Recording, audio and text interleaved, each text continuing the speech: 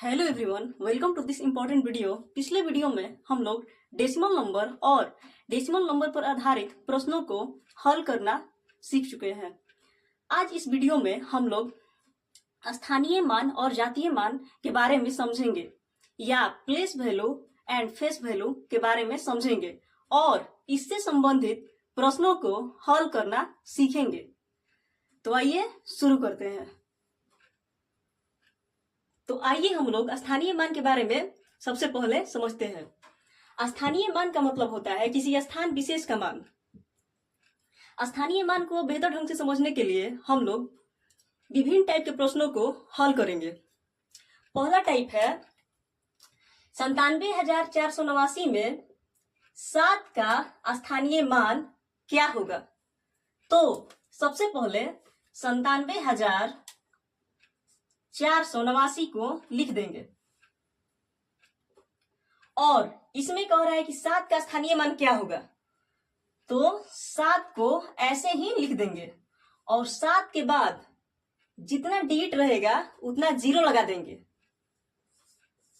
और यही हमारा स्थान विशेष का मान अर्थात 7 स्थान विशेष है और इसका मान हो जाएगा 7,000 अर्थात 7 का स्थानीय मान हो जाएगा 7,000।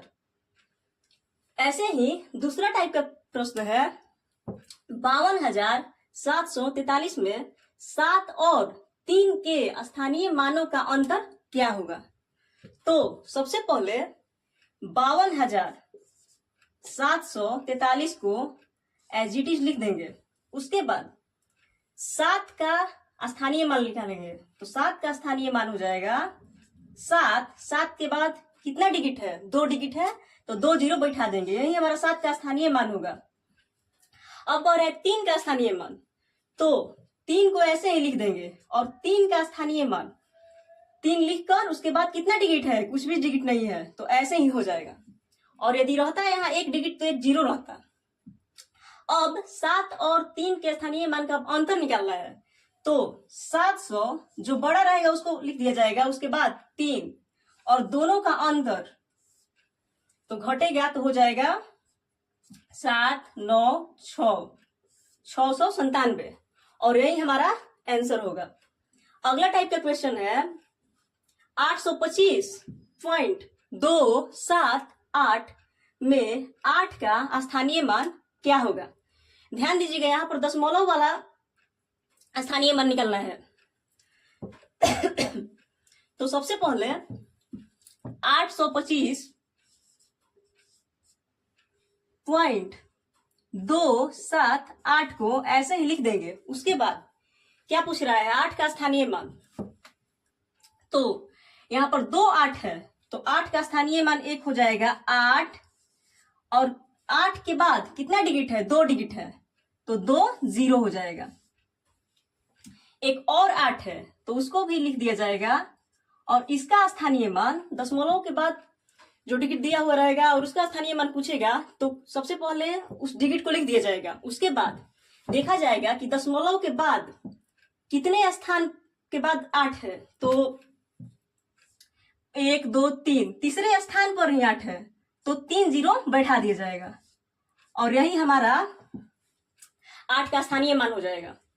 एक 8 का स्थानीय मान 800 हो जाएगा और एक 8 का स्थानीय मान 8/1000 हो जाएगा।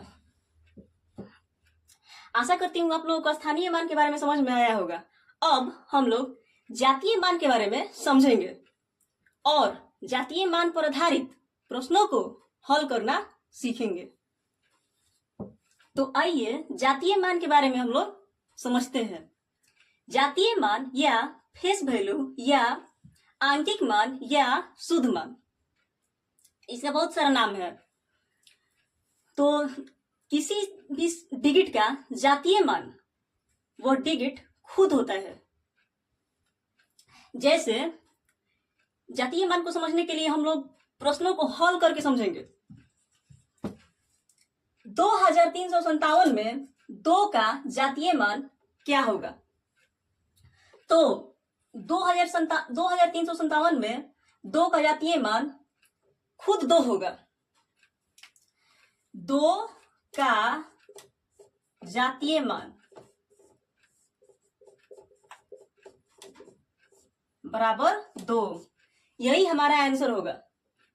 अगला प्रश्न है 2,35,975 में 3 का स्थानीय मान और जातीय मान का अंतर क्या होगा। तो सबसे पहले हम लोग स्थानीय मान निकालते हैं। 3 का स्थानीय मान 2,35,975 में 3 का स्थानीय मान 3, और 3 के बाद कितना डिजिट है, तो 3 के बाद 4 डिजिट है, 1 2 3 4, तो 4 जीरो लगा दिया जाएगा। और यही हमारा स्थानीय मान होगा। उसके बाद कह रहा है 3 का ही जातीय मान, तो 3 का जातीय मान 3 खुद होगा और दोनों का अंतर 7 9 9 9 2, 29,997। यही हमारा आंसर होगा। अगला प्रश्न है 8,25,432 में 4 का स्थानीय मान और जातीय मान का योग क्या होगा। तो सबसे पहले हम लोग 4 का स्थानीय मान निकालेंगे। 8,25,432, इसमें हम लोग 4 का स्थानीय मान निकालेंगे। तो 4 का स्थानीय मान 4 के बाद कितना डिजिट है, 2 डिजिट, तो ये हमारा स्थानीय मान हुआ। और 4 का जातीय मान क्या होगा, वो डिजिट खुद होगा, अर्थात 4 होगा। 4 और दोनों का योग कह रहा है, तो हो जाएगा 404, और यही हमारा आंसर होगा। ऐसे ही एक प्रश्न 2.45 में 4 का स्थानीय मान क्या होगा। कमेंट बॉक्स में जरूर बताइएगा।